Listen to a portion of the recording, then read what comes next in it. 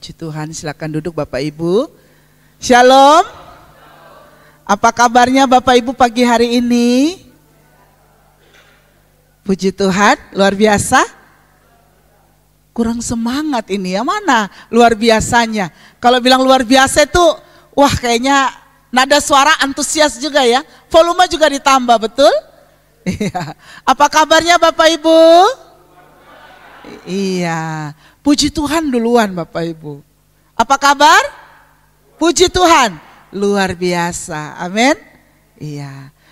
Boleh kasih senyum manis untuk anggota keluarga atau siapa di samping kita, kawan di samping kita. Mungkin ada kata-kata untuk memotivasi dia. Ada Bapak Ibu? Pagi hari ini? Iya. Ya, baik. Adakah jemaat yang belum kenal sama saya? Ada. Aduh, merasa terkenal saya ya. Ya, Bu Yeni, Bu Junita udah kenal ya. Ada jemaat baru mungkin ya. Minta maaf kami sudah lama tidak mampir ke sini, tapi melihat semangat Bapak Ibu, biarlah kita terus bertumbuh dalam Tuhan. Amin. Iya. Saya Yusufin, silakan boleh panggil Ibu Yos, Ibu Yosi, Ibu Vin, boleh ya. Namanya banyak Bapak Ibu, asal jangan Ibu Yosep. Karena suami saya bukan Yosep, suami saya Pak Simon Siahaan, gitu ya. Pak Simon boleh berdiri sebentar biar wajahnya dikenal sekali lagi. Biar makin terkenal ya Bapak Ibu ya. Oke. Baik, Bapak Ibu tadi waktu kami ke sini, kami tinggal di Malang. Jam 5 lewat tadi kami sudah perjalanan. Wah, sepanjang jalan apalagi masuk kampung-kampung. Warna yang ada warna apa Bapak Ibu? Masih warna apa? Merah dan putih. Padahal sudah seminggu ya. Seminggu lewat ya. Tapi tadi kami juga hampir macet. Kenapa? Karena lagi persiapan rupanya di kampung yang kami lewati mau karnaval. Ya. Atau sekedar jalan pagi. Tapi sambil bawa bendera merah putih. Saya lihat di YouTube Bapak Ibu, ya dikomentari banyak orang ya. Ada seorang yang berkomentar, saya lama di Taiwan, tapi di Taiwan perayaan HUT kemerdekaan itu hanya dilakukan di pusat kota. Habis itu hari libur, selesai. Dia kaget di Indonesia perayaan HUT kemerdekaan heboh. Dari Istana Negara, tabola bale dance-nya, gitu ya. Ada dance Bapak Ibu, yang nggak tahu tabola bale nanti saya ajarin dance-nya gitu ya. Sampai di mana? Sampai di kampung-kampung, sampai ada lomba RT, betul ya Bapak Ibu ya. Di sini ada ikut perlombaan nggak? Di gereja ada? Oh nggak ada ya, soalnya di kampung udah banyak ya. Bapak Ibu kita bersyukur. Saya lihat begitu semangat, begitu antusias kita merayakan hari HUT kemerdekaan yang ke-80. Kalau kita hanya lihat bangsa ini, ya dengan berbagai persoalannya, ya saya tidak tulis status waktu tanggal 17, tapi saya berdoa untuk bangsa ini. Ya mungkin banyak Bapak Ibu tidak tulis status, tapi pasti banyak yang berdoa, amin. Karena kalau kita lihat bandingkan dengan bangsa-bangsa lain Bapak Ibu, apalagi bangsa yang hidup dalam perpecahan persaudaraan, ada peristiwa-peristiwa banyak ya di daerah Afrika, benua Afrika. Wah kita bersyukur 80 tahun Tuhan memberkati bangsa kita setelah kemerdekaan. Memang saya ingat beberapa minggu ya, sebelum perayaan HUT kemerdekaan, ada tersebar viral isu mau naikkan bendera. Selain bendera merah putih, bendera apa Bapak Ibu yang muda-muda? Wah tahu juga ternyata semua ya. One Piece. Wah, bendera yang melambangkan apa itu? Bajak laut ya, itu ada story-nya ya. Itu ada perlawanan dari bajak laut, orang-orang disebut sebagai bajak laut, sebenarnya perlawanan kepada bangsawan yang waktu itu mereka merasa ditindas. Tapi itu sekarang menjadi satu lambang ya. Lambang perlawanan sekaligus lambang kekecewaan. Karena saya tidak tahu Bapak Ibu merasakan atau tidak. Situasi bangsa kita dibilang memang tidak baik-baik saja, betul ya? PHK massal di mana-mana. Bahkan berapa bulan lalu tuh ada satu tagar, Indonesia gelap, begitu ya? Betul nggak Bapak Ibu? Ya. Wah, Indonesia kondisinya memprihatinkan karena situasi ekonomi, berbagai macam ketidakadilan, kejahatan. Wah, tidak bisa kita lepaskan Bapak Ibu. Itu sebabnya hari ini masih dalam suasana kemerdekaan, kita sebagai orang-orang Kristen di Indonesia, orang yang mengaku diri sudah ditebus Kristus dengan pengorbanan yang mahal. Amin. Kenapa tidak langsung dibawa ke surga? Kenapa masih ada di Indonesia? Kenapa tidak di negara lain? Berarti Bapak Ibu, ada maksud Tuhan tidak untuk hidup kita? Amin. Sebagai orang Kristen di Indonesia, bukan sekedar lewat. Betul Bapak Ibu. Kita Tuhan tempatkan di Indonesia ada maksud. Kita harus berdampak, ya, harus ada pengaruh, harus ada manfaatnya untuk Indonesia kita tercinta. Amin. Ya, untuk itu saya mau ajak kita ya, sekali lagi kita mau merenungkan untuk apa kita ada, kita hadir di Indonesia. Mungkin tema ini sudah terlalu sering. Apa temanya? Menjadi apa Bapak Ibu? Garam dan terang. Di mana? Di Indonesia. Kita dipanggil sebagai orang percaya. Setelah ditebus Kristus, ciptaan lama telah berlalu, kita sekarang adalah apa Bapak Ibu? Ciptaan yang baru. Dimampukan Tuhan untuk menjadi apa? Garam dan terang di Indonesia. Katakan sama kawan samping kiri kanan, jangan lupa kita ini garam dan terang bagi bangsa kita. Boleh dikatakan Pak Catur biar ingat nanti firman Tuhannya, ya. Yang lain jangan lupa perkatakan ya, kita apa?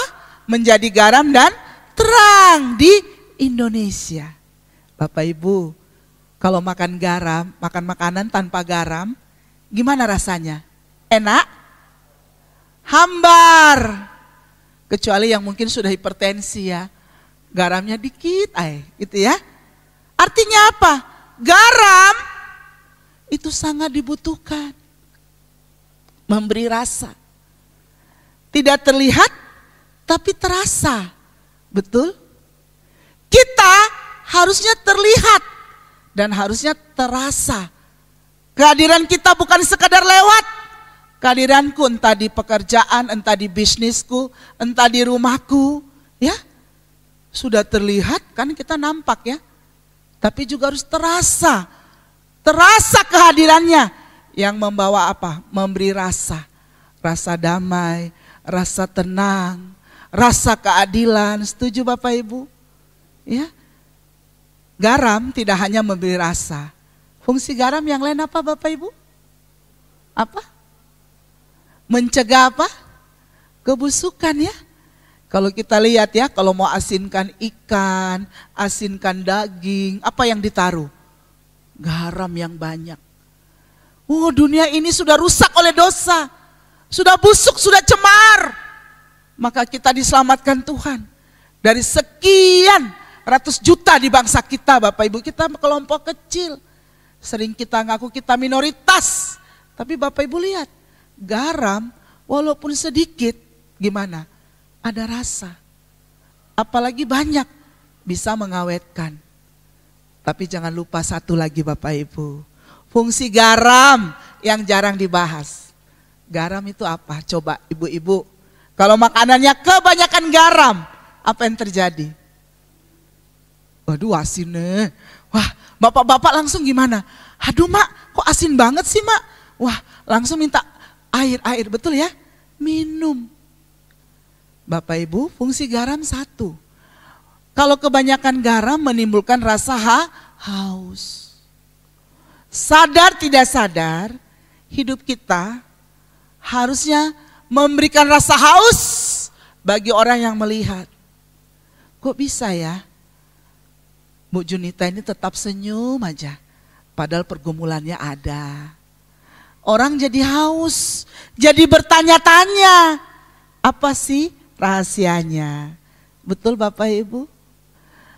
Di tengah-tengah Bapak Ibu lihat begitu marak perceraian ya. Di antara selebriti. Saya baru baca itu ya. Ternyata di Indonesia ini hampir 400.000 kasus perceraian. Yang bercerai papa dan mama, suami dan istri. Tapi yang menjadi korban adalah anak-anak.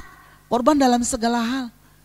Bayangkan ya, institusi terpenting itulah keluarga. Tuhan juga mulai untuk jadi berkat dengan keluarga. Adam dan Hawa. Ini rusak, tercerai berai. Wah, kasihan banget. Tapi kalau mereka melihat keluarga Bapak Ibu jemaat kita di sini, ada kasih, ada persatuan, kiranya itu menimbulkan rasa haus. Amin. Setuju Bapak Ibu? Hidup kita harusnya apa tadi? Pertama apa? Memberi rasa. Di tengah dunia yang penuh dengan rasa yang campur aduk tidak karu-karuan, kita hadir memberi rasa yang benar. Memberi rasa damai, memberi rasa keadilan, memberi rasa cinta kasih. Setuju. Yang kedua apa? Mencegah apa? Kebusukan. Ya, dosa sudah menjalar. Kalau kita lihat baru-baru viral ya di televisi, viral juga di medsos ya Bapak Ibu ya.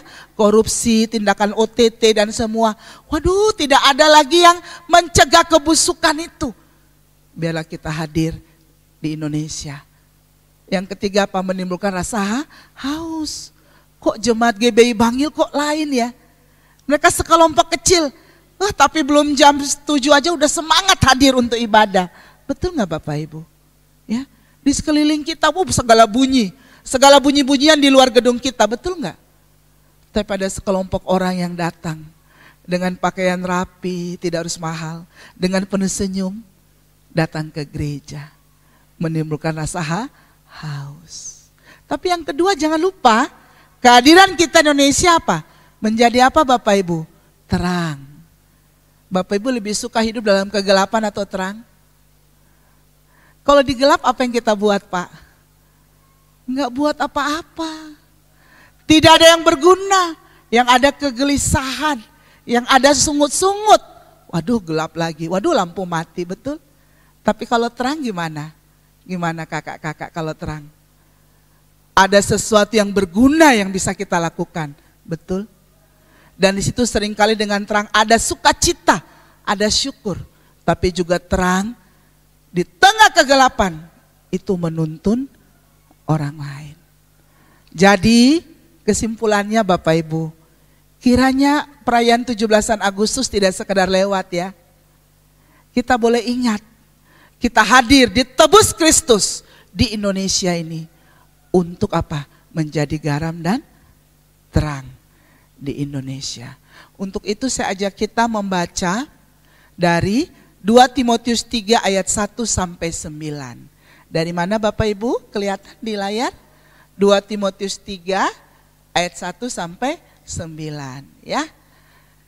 Karena kaum wanita Hawa yang berdosa duluan, nanti kita baca duluan ya ibu-ibu ya, kaum wanita ya. Jangan lupa diri ya, kita ini yang membuat Adam juga jadi ikut berdosa ya. Oke, 2 Timotius pasal 3 ayat 1 sampai 9. Sudah siap? Sengaja saya tidak tampilkan di layar supaya kita buka HP ataupun Alkitab kita. Keadaan manusia pada akhir zaman. Bersama 1-3. Ketahuilah bahwa pada hari-hari terakhir akan datang masa yang sukar. Iya, kaum bapak 1, 2, 3. Dan menjadi mereka akan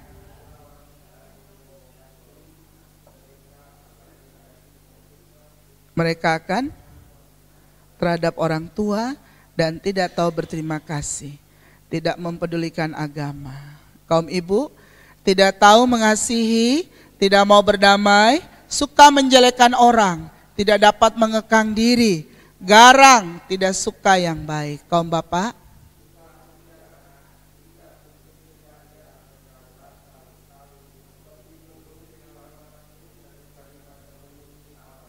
Secara lahiriah mereka menjalankan ibadah mereka, tetapi pada hakikatnya mereka memungkiri kekuatannya. Jauhilah mereka itu.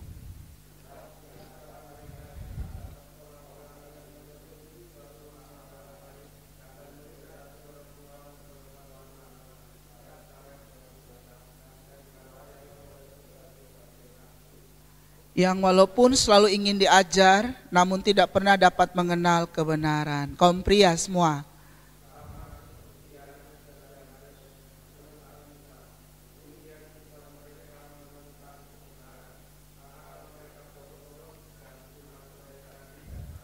Sama-sama ayat 9. Tetapi sudah pasti mereka tidak akan lebih maju, karena seperti dalam hal Yanes dan Yambres, kebodohan mereka pun akan nyata bagi semua orang.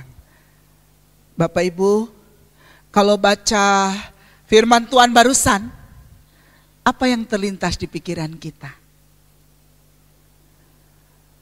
Ternyata apa yang digambarkan di medsos, di YouTube hari-hari ini tentang kondisi dunia yang berdosa, sebenarnya di Alkitab di berbagai pasal yang lain sudah menceritakannya.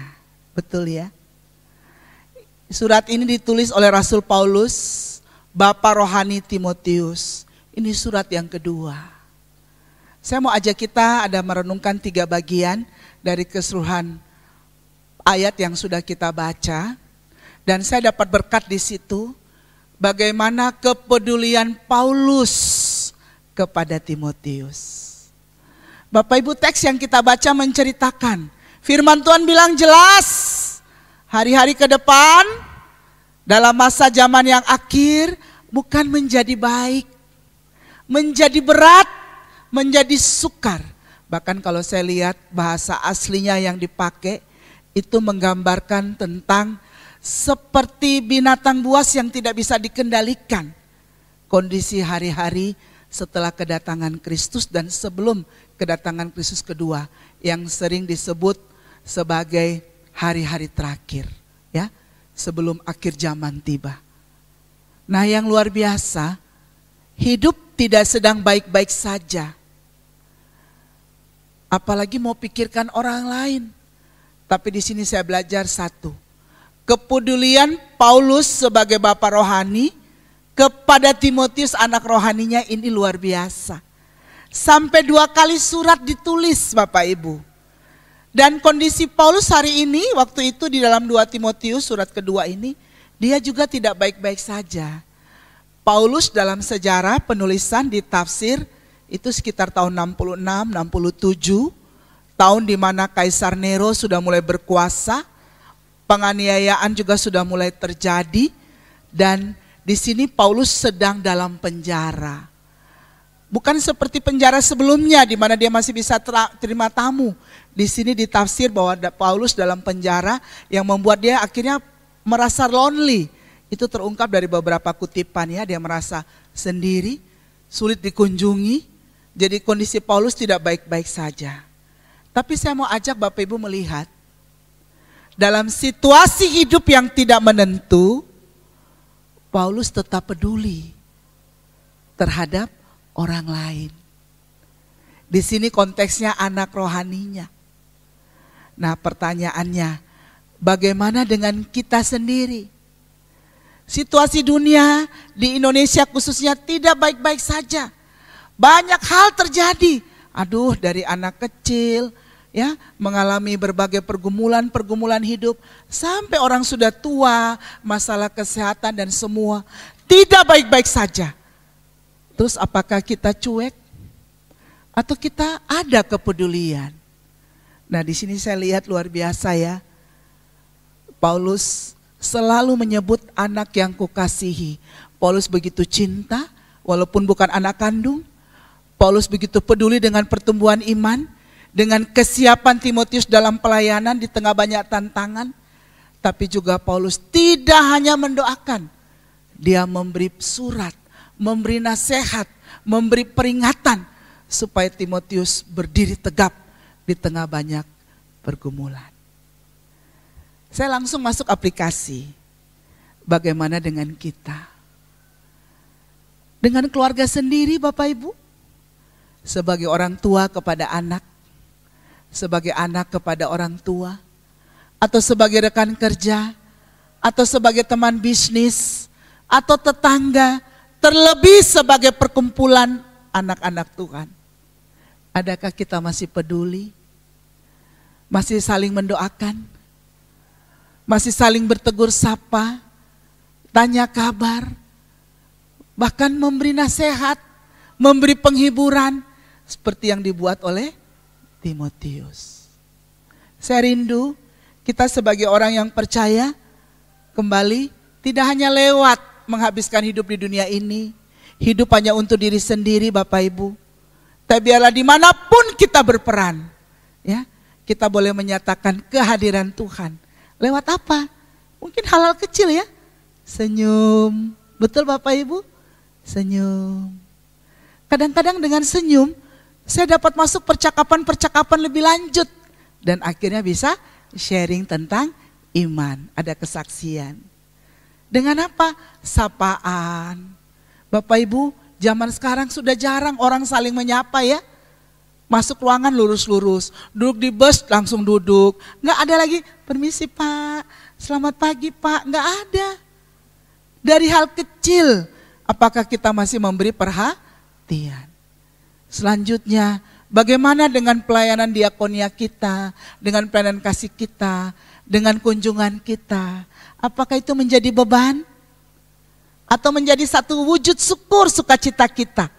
Ya, Bapak Ibu kalau memberi, di saat semua orang punya, biasa aja, betul ya?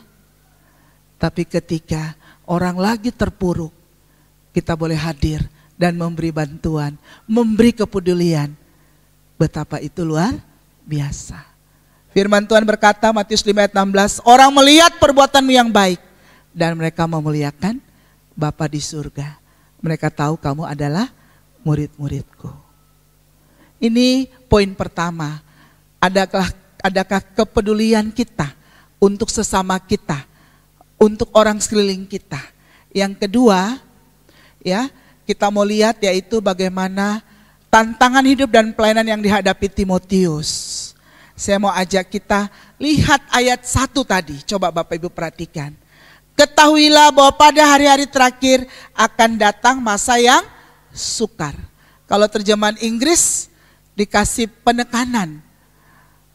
Perhatikanlah katanya, bukan hanya ketahui.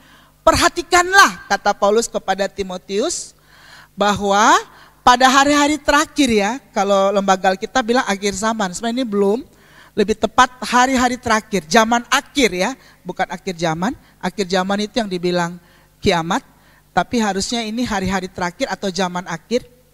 Zaman dimana sejak Yesus datang dan sebelum Tuhan Yesus datang kali yang kedua. Masa di mana kita hidup dari zaman Paulus sampai sekarang.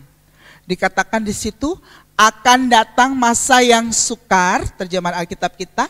Kalau bahasa Inggris lebih tajam. Akan datang masa yang sengsara. Bahkan dipakai kata berbahaya. Seperti kalau kapal masuk ke dalam samudra luas, di situ diterpa badai. Bapak Ibu setuju? Hari-hari ini adalah hari yang sukar, hari yang penuh kesengsaraan. Kita orang yang percaya alami enggak hari-hari yang berat? Atau karena saya orang percaya otomatis saya tidak akan dapat semua yang berat, begitu? Tidak. Hari-hari yang sukar, hari-hari yang berat ini Bapak Ibu, kita sebagai orang percaya harusnya tidak perlu kaget. Setuju enggak? Ih, kok begini ya? Ih, kok sekarang begitu ya?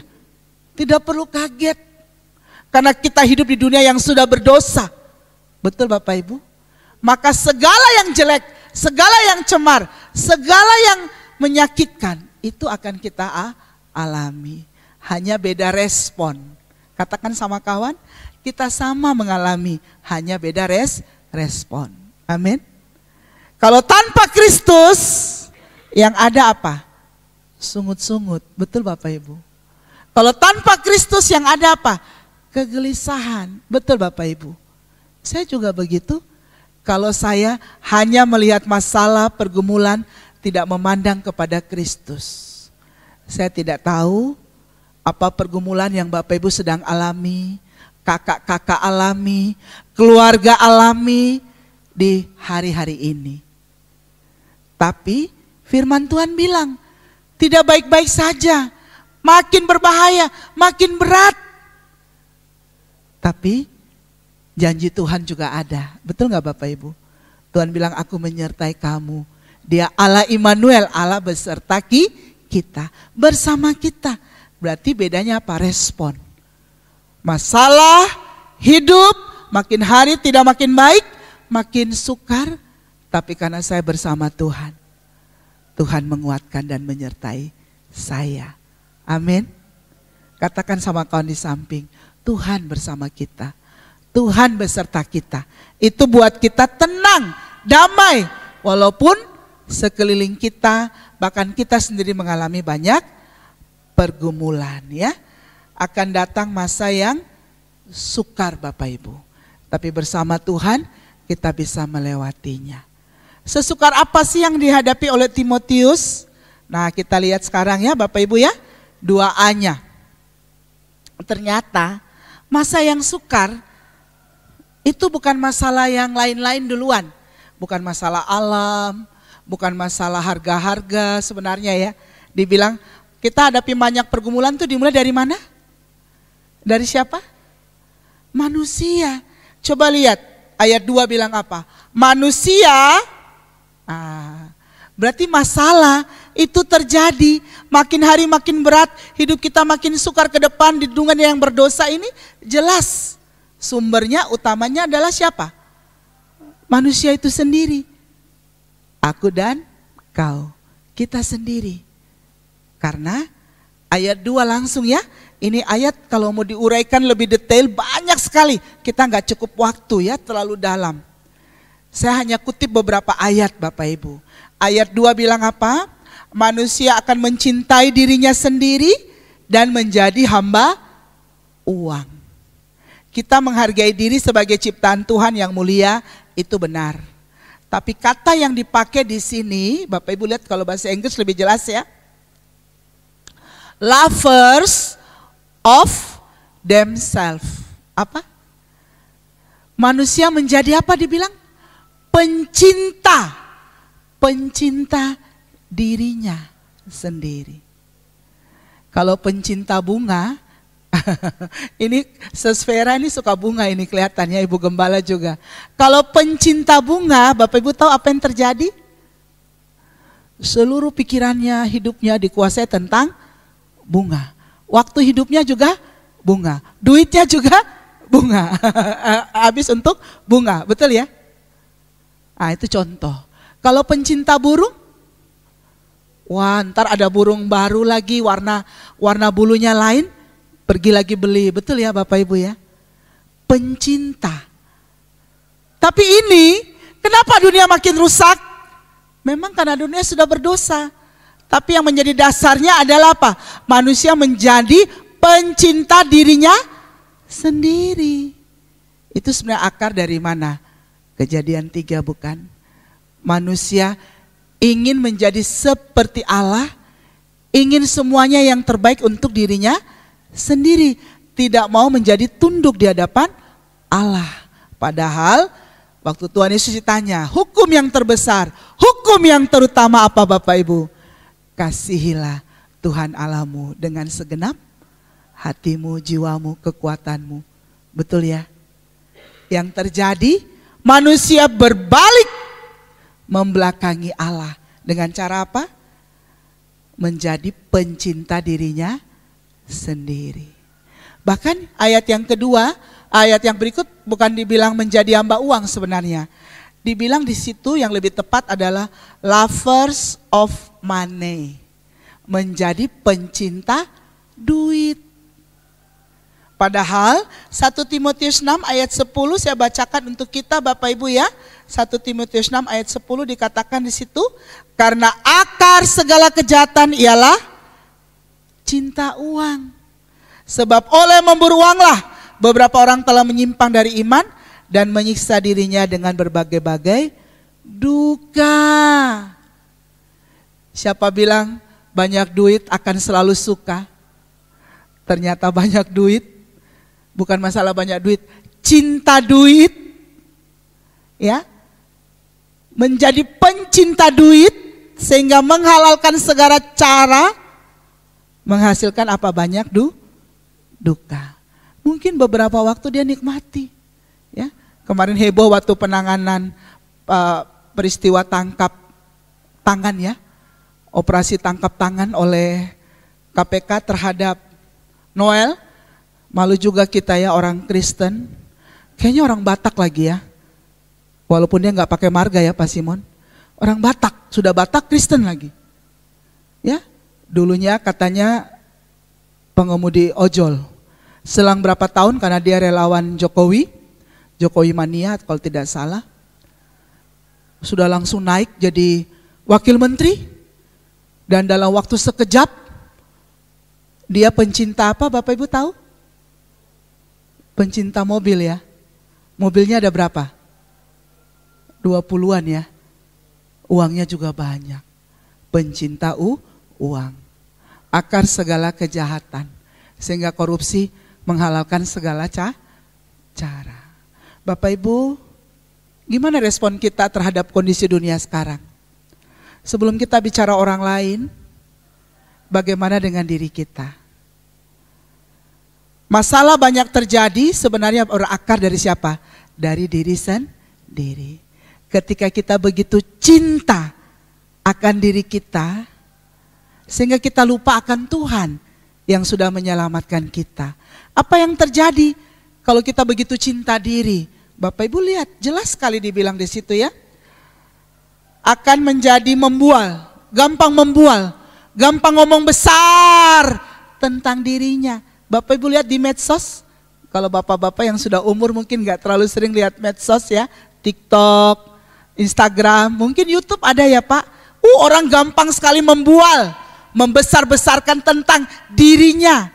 Apalagi sombong. Wah, semuanya serba flexing, serba pamer.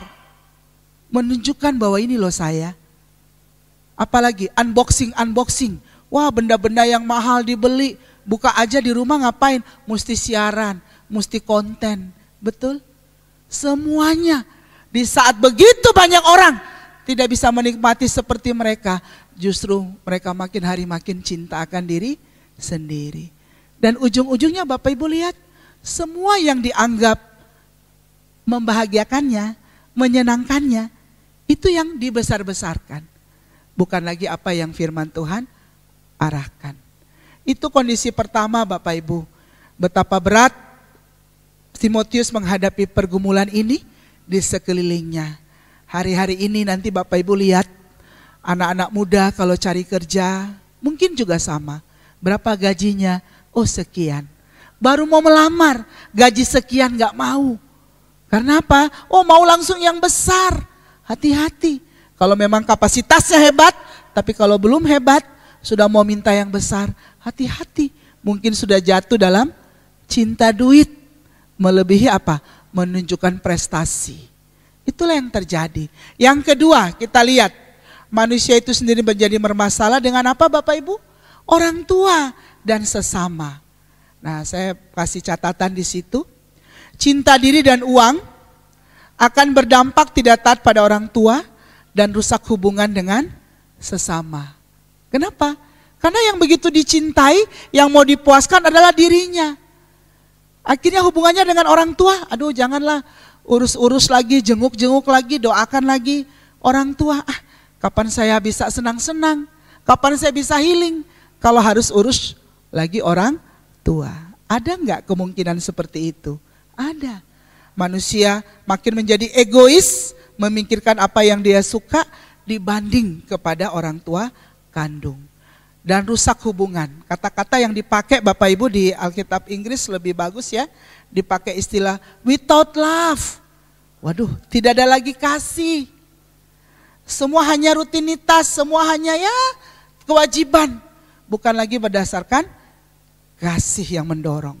Without self control. Aduh, tidak ada penguasaan diri. Bapak Ibu saya kadang lihat di YouTube ya.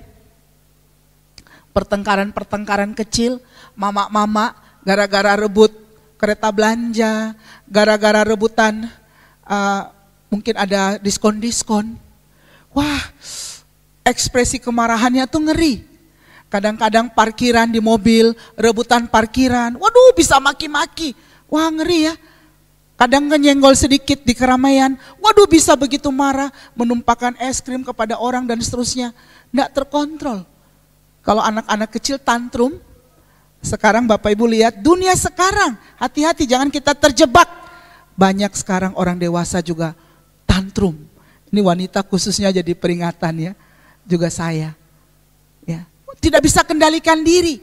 Bahkan Bapak Ibu lihat digambarkan di situ kata-kata yang dipakai di situ brutal, ya, garang. Garang itu bahasa Inggrisnya lebih tepat brutal. Bapak Ibu ikuti di Malaysia ada anak remaja dimasukkan kemana? Ke mesin cuci, dibully ya. Satu Malaysia bergerak tuntut keadilan. Aduh anak gadis dimasukkan temannya gadis di mesin cuci. Brutal gak Bapak Ibu? Brutal. Di Indonesia kemarin saya lihat sempat viral seorang pegawai Kemenlu yang dipakai lakban ya, sampai mati ya. Aduh brutal Bapak Ibu. Kita hidup dalam negara yang demikian, dalam dunia yang demikian. Tantangannya besar. Bagaimana kita sebagai orang Kristen boleh mulai ya, mulai untuk membina keluarga kita, jemaat kita, sesama kita, saling menolong satu dengan yang lain, tidak menjadi orang-orang yang brutal. Bahkan yang menarik dikatakan di situ, not lovers of the good. Bukan pencinta hal-hal yang baik. Waktu saya renungkan ini Bapak Ibu, sedih ya. Hal-hal yang baik, hal-hal yang benar, tidak lagi dicintai. Contoh, kalau di Amerika lebih nampak saya lihat di YouTube ya. Ada istilah sekarang free child. Orang-orang muda yang sudah menikah tidak lagi mau punya anak. Tidak ada keturunan. Ya, kalau tidak ada keturunan, ke depan satu bangsa itu akan berat. Kita tahu Jepang sudah mulai rasakan, ya. Karena tidak ada keturunan, banyak orang memilih untuk tidak punya anak, bahkan tidak menikah resmi, hidup suka-suka, ya. Banyak anak tidak berbapa, tidak beribu yang jelas, ya. Padahal itu hal yang baik bukan Bapak Ibu? Firman Tuhan dorong kita. Tapi apa? Tidak mau punya anak.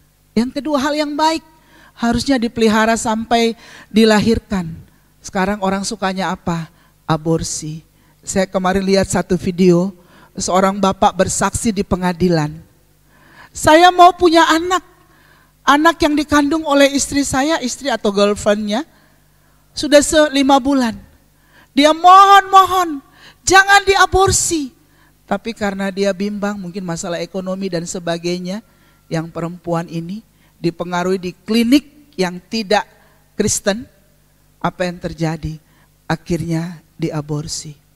Wah, waktu dengar kesaksian bapak itu, anak saya sudah saya dengar denyutnya. Bukankah dia manusia?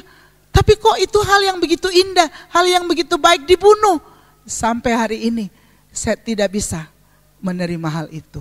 Bapak Ibu lihat, dalam dunia sekarang ya, wah ngeri. Banyak hal-hal baik, orang tidak lagi menjadi pencinta hal baik. Orang suka hal-hal yang dosa, hal-hal yang buruk. Ya, kalau kita lihat dunia sekarang Bapak Ibu, anak-anak kita akan hadapi ke depan, mungkin kita tidak terlalu. LGBT ya, saya pernah bahas di sini ya, banyak orang yang tidak lagi mencintai dirinya sebagai image Tuhan, tapi merusaknya dengan apa? Ya, operasi kelamin dan seterusnya. Tidak bisa menerima diri sehingga akhirnya harus operasi plastik. Anaknya lahir, mukanya masih seperti mamanya sebelum operasi plastik. Wah, tidak bisa menerima hal baik yang Tuhan sudah berikan. Kalau kita mau uraikan ada banyak Bapak Ibu, tapi biarlah kita boleh peka melihat sekeliling kita ada begitu banyak tantangan. Apa peran kita di sana? Pada akhirnya Masalah yang dihadapi oleh Timotius, diperingatkan untuk Timotius juga untuk kita apa? Bapak Ibu kita baca. Manusia itu sendiri menjadi bermasalah dalam hubungannya dengan siapa? Tuhan. Ayat 4-9 itu uraikannya dalam sekali, cuman saya akan bahas beberapa hal saja. Kesimpulannya apa? Karena manusia lebih cinta kepada diri, lebih cinta kepada uang, hal-hal yang bersifat jasmani, berdampak tidak dapat mengasihi Tuhan dengan segenap hati dan tidak bertumbuh dalam kerohaniannya. Dipakai kata yang bagus, lovers of pleasure rather than lovers of God. Artinya apa? Dia menjadi pencinta kesenangan dibandingkan cinta kepada Tuhan. Bapak Ibu, bisa jadi enggak itu juga terjadi pada hidup kita? Orang kalau disuruh baca Alkitab agak lama, masih suka? Masih senang? Kita lebih suka baca yang singkat-singkat, betul? Dengar khotbah juga, kita lebih suka yang singkat-singkat. Sadar tidak sadar, kita sudah jatuh dalam generasi zaman akhir ini. Apa itu? Suka pada hal-hal yang senang-senang aja. Bukan hal yang berat, bukan hal yang penting, bukan hal yang benar, terlebih dibanding cinta kepada Tuhan. Mari sambil kita baca ini kita renung-renung ya, oh iya ya. Kadang pelayanan itu menjadi beban, betul nggak? Lebih enak saya senang-senang di luar. Ada waktuku jalan dengan kawan, ngopi-ngopi, kongko-kongko, dibanding harus bersekutu. Ada nggak kadang terlintas pikiran seperti itu? Itu yang dibilang firman Tuhan, lovers of pleasure, menjadi pencinta kesenangan, pencinta kenyamanan. Ya, malaslah ke gereja, di situ nggak ada AC, panas. Kesenangan yang dicari melebihi cinta kepada Tuhan. Bahkan dikatakan di situ, mereka beribadah, pada hakikatnya mereka memungkiri kekuatannya. Secara lahiriah mereka menjalankan ibadah. Beribadah jadi apa Bapak Ibu? Rutinitas.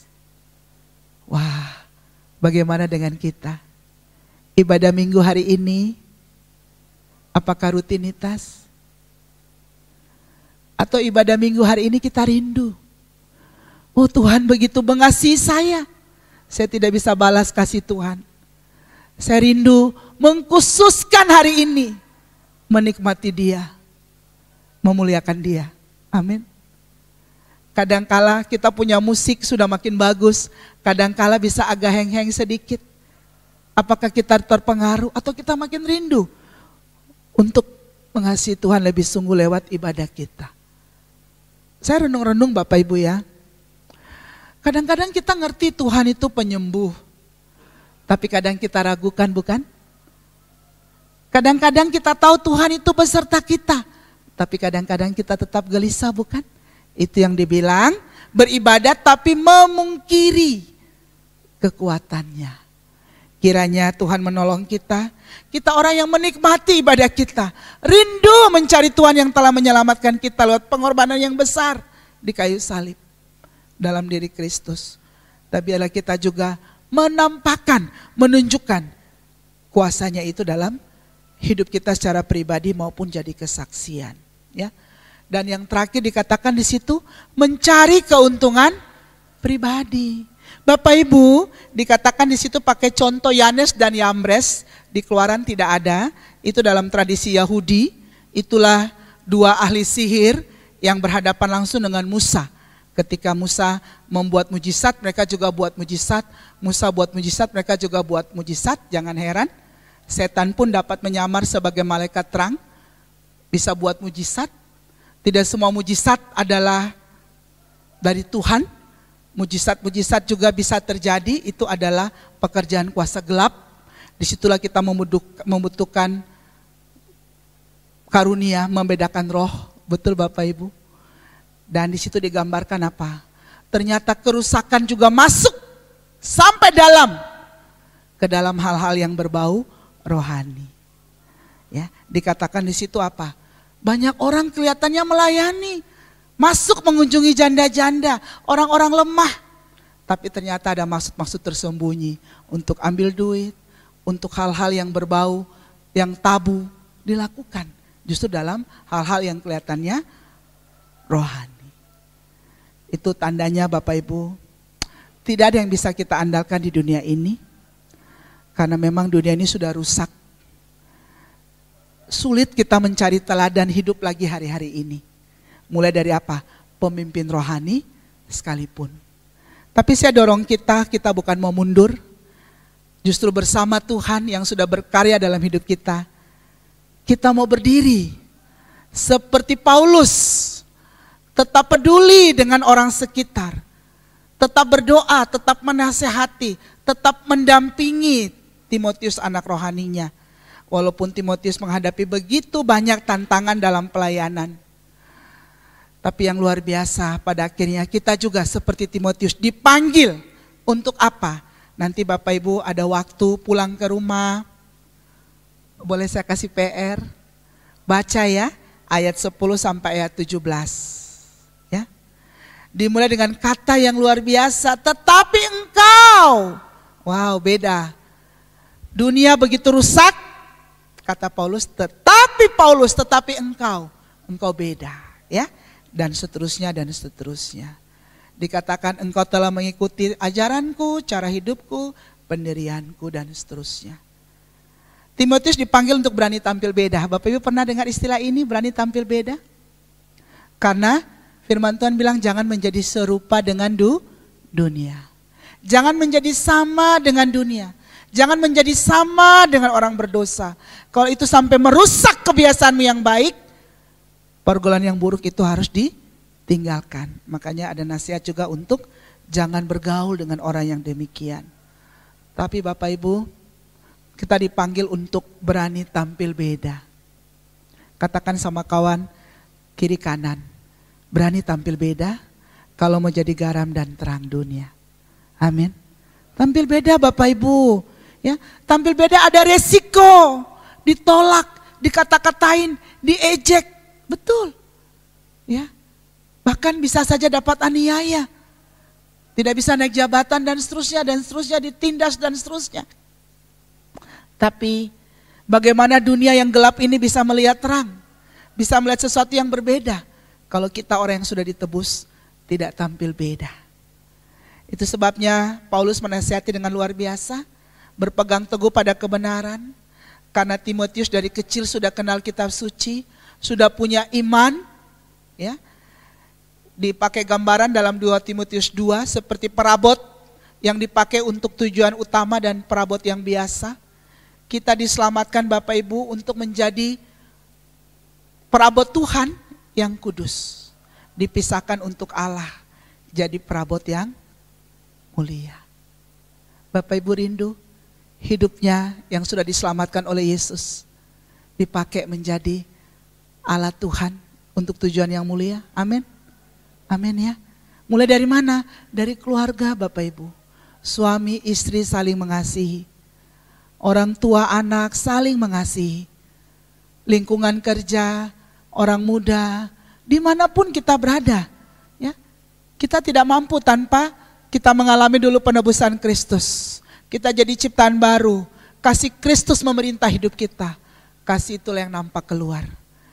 Kita punya dasar iman yang benar. Iman itu kita tunjukkan, show up melalui perbuatan-perbuatan yang baik. Bukan untuk syarat masuk surga, tapi sebagai wujud syukur. Sehingga kita boleh dipakai Tuhan menjadi perabot yang mulia. Bapak Ibu bisa aplikasikan dalam hidup nanti. Tapi kiranya 2 Timotius 3:17 meneguhkan kita.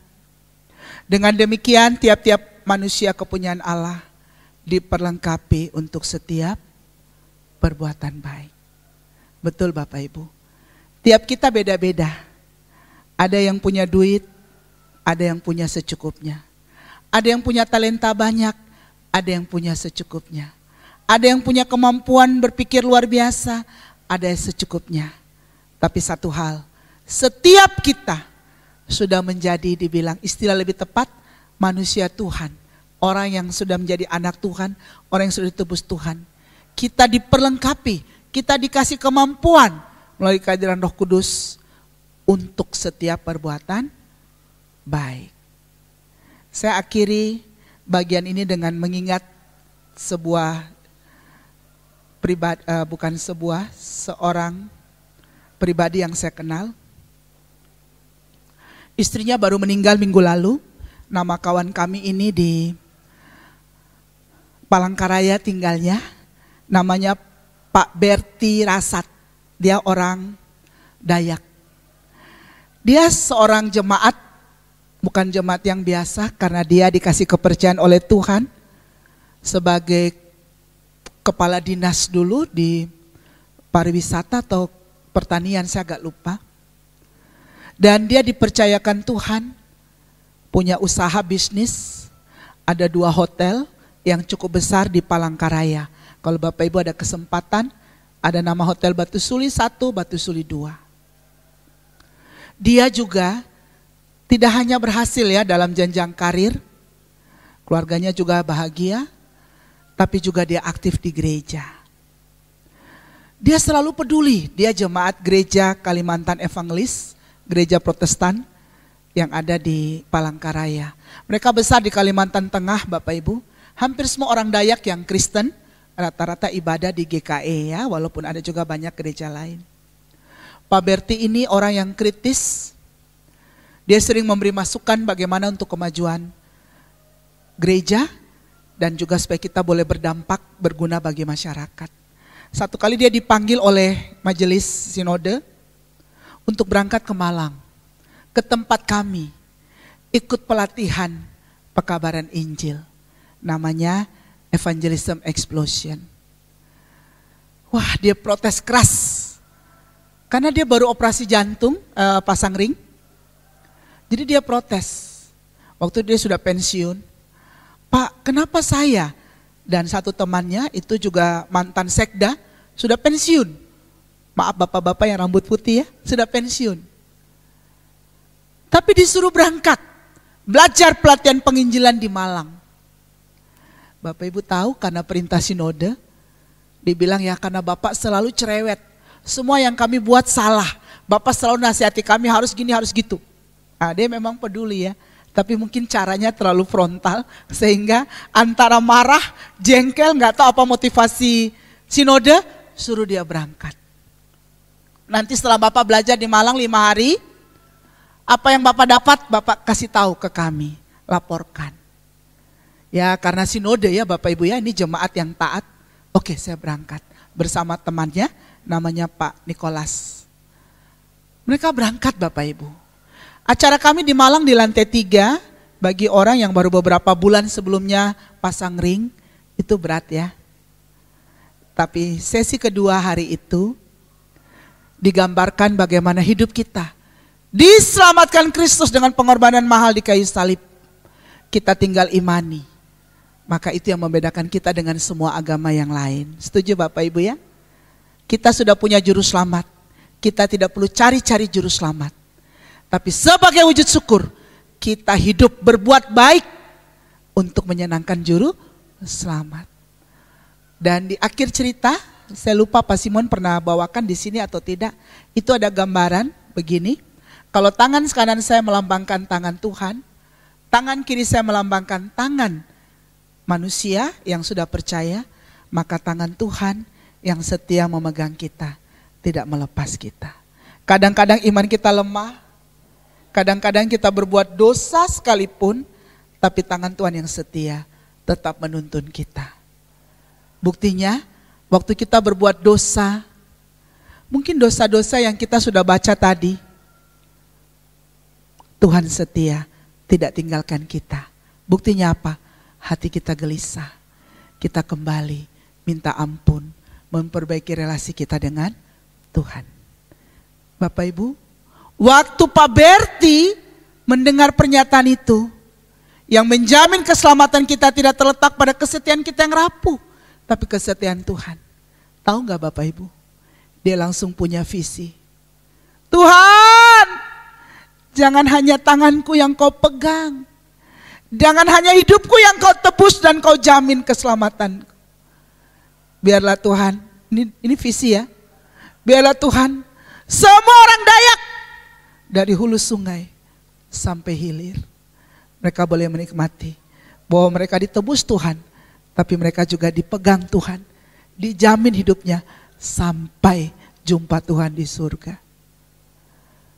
Wow, banyak orang ikut acara kami, tapi Pak Berti baru hari ketiga nangkap visi itu.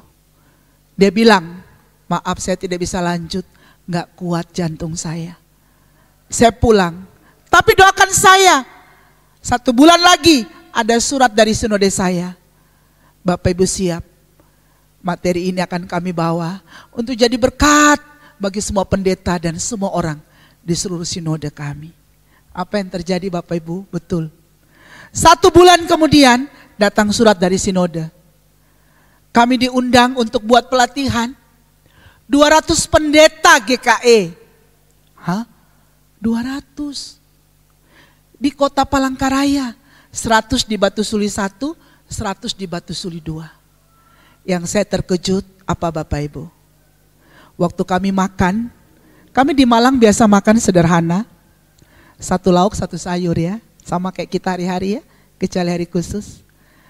Tapi hari itu makan kayak orang kawinan. Kami bilang Pak Berti jangan begini. Dia bersaksi, tidak. Saya dulu orang Kristen yang sangat pelit. Walaupun saya punya uang, saya sangat pelit.